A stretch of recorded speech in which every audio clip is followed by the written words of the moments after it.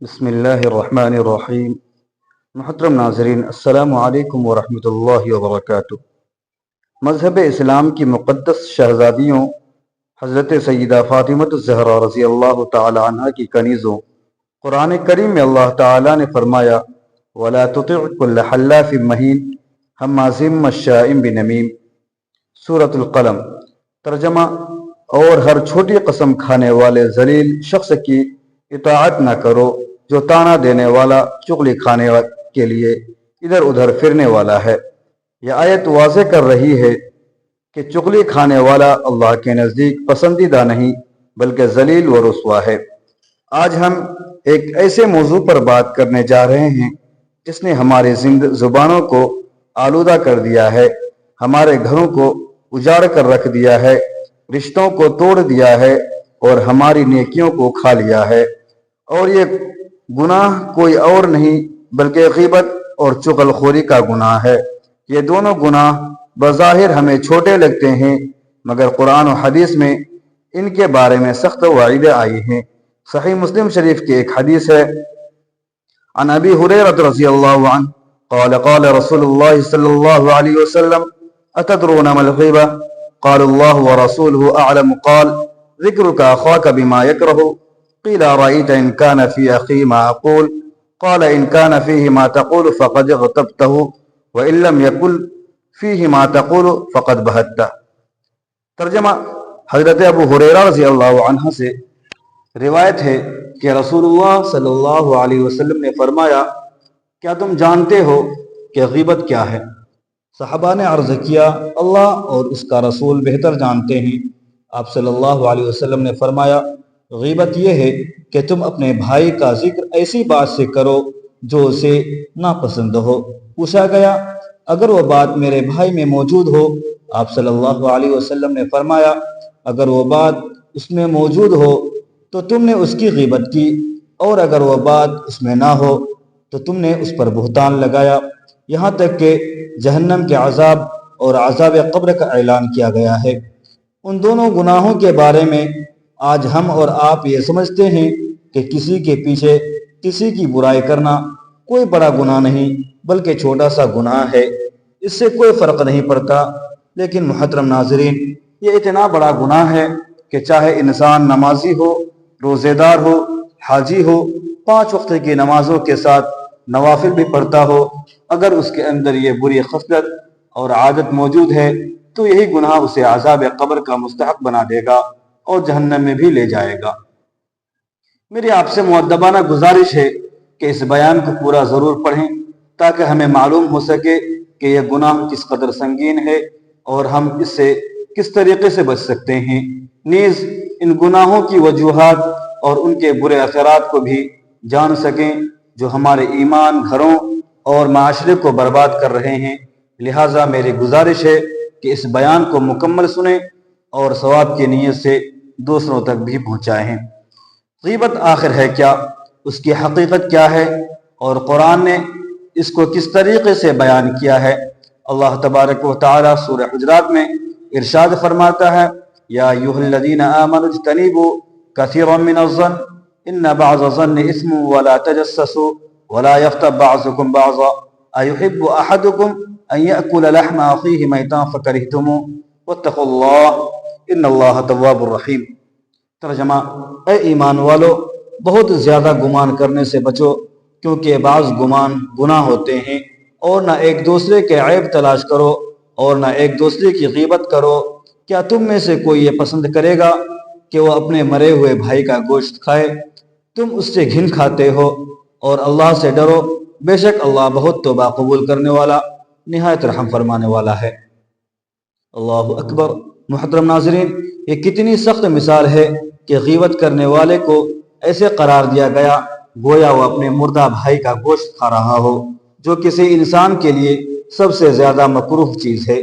چند احادیث کریمہ بھی اس حوالے سے ملاحظہ فرمائیں۔ رسول اللہ صلی اللہ علیہ وسلم نے فرمایا کہ غیبت یہ ہے کہ تم اپنے بھائی کا ذکر ایسی بات سے کرو جو اگر وہ سن لے تو اسے برا لگے۔ آج ہمارے گھروں میں محفلیں لگتی ہیں تو کسی کی بھلائی کے بجائے اس کی برائیاں ہی بیان کی جاتی ہیں۔ ایک اور حدیث میں آیا ہے کہ قیامت کے دن ایک شخص لایا جائے گا جس کے نیک اعمال پہاڑوں کے برابر ہوں گے، مگر اس نے غیبت کی ہوگی، بہتان لگایا ہوگا، دوسروں کا دل دکھایا ہوگا، تو اس کی نیکیاں ان مظلوموں کو دے دی جائیں گی جن کی غیبت کی تھی، جن پر بہتان لگایا تھا، جن کا دل دکھایا تھا، یہاں تک کہ اس کی نیکیاں ختم ہو جائیں گی، پھر دوسروں کے گناہ اس پر ڈال دیے جائیں گے اور اسے جہنم میں پھینک دیا جائے گا۔ اللہ اکبر۔ نیکیاں چاہے پہاڑوں کے برابر کیوں نہ ہو، یہ گناہ انسان کو جہنمی بنانے کے لیے کافی ہے۔ حضرت عائشہ صدیقہ رضی اللہ عنہا سے روایت ہے کہ ایک مرتبہ انہوں نے ایک عورت کے قد کے چھوٹا ہونے کا ذکر کیا تو حضور صلی اللہ علیہ وسلم نے فرمایا کہ تم نے اس کی غیبت کی ہے، یعنی اگر کوئی کسی کو اس کی جسمانی خصوصیات یا عیوب کے بنیاد پر یاد کرے تو یہ بھی عیب ہے، کیونکہ سننے والے کو یہ بات برا لگے گی۔ اسی طرح کسی کو کالا یا کسی دوسرے عیب سے پکارنا بھی غیبت ہے۔ رسول کریم صلی اللہ علیہ وسلم نے فرمایا چغلی کرنے والا جنت میں داخل نہ ہوگا۔ سوچیں اگر ہمارے اندر یہ بری عادت موجود ہے تو ہم جنت کی خوشبو تک نہیں پائیں گے۔ ایک اور حدیث میں آیا ہے کہ سب سے بدتر لوگ وہ ہیں جو لوگوں کے درمیان فساد ڈالے۔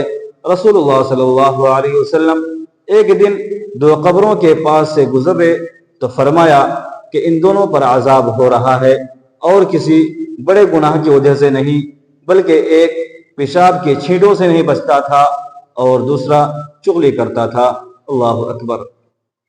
محترم ناظرین، تاریخ ایسی مثالوں سے بھری پڑی ہے مگر ہم نے سبق لینا چھوڑ دیا۔ حضرت امام حسن بصری رحمۃ اللہ علیہ کے پاس ایک شخص آیا اور کہا کہ فلاں شخص آپ کی برائی کرتا ہے، تو آپ نے فرمایا کہ تم میرے پاس اس کی نیکیاں لے کر آئے ہو اور میرے گناہ اس کے پاس لے جا رہے ہو، جا کر اسے میرا شکریہ کہنا، کیونکہ اس نے میرے بغیر مطالبہ کے اپنی نیکیاں مجھے دے دی ہیں۔ ایک اور بزرگ نے فرمایا اگر وہ غیبت کر رہا ہے تو اس کی نیکیاں مجھے ملیں گی، اور اگر جھوٹ بول رہا ہے تو یہ اس کا جھوٹ ہے، دونوں صورتوں میں میرا کوئی نقصان نہیں۔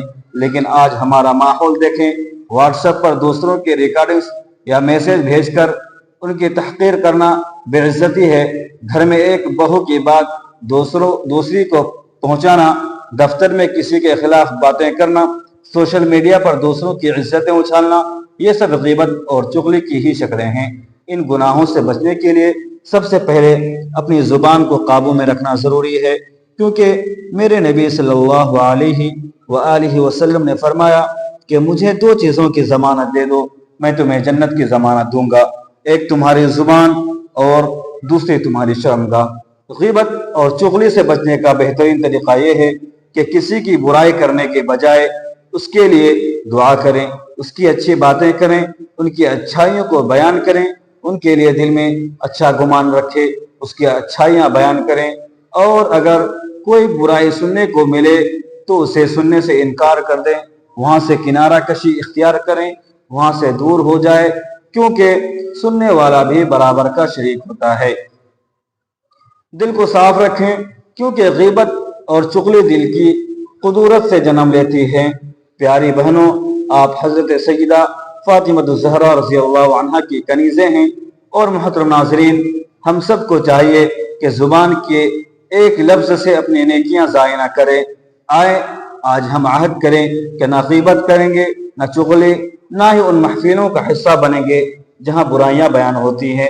اللہ رب العزت ہمیں زبان کی حفاظت کی توفیق عطا فرمائے، ہمیں غیبت اور چغلی سے بچائے، ہماری نیکیاں محفوظ رکھے، ہماری قبروں کو عذاب سے بچائے، اور ہماری آخرت کو کامیاب بنائے۔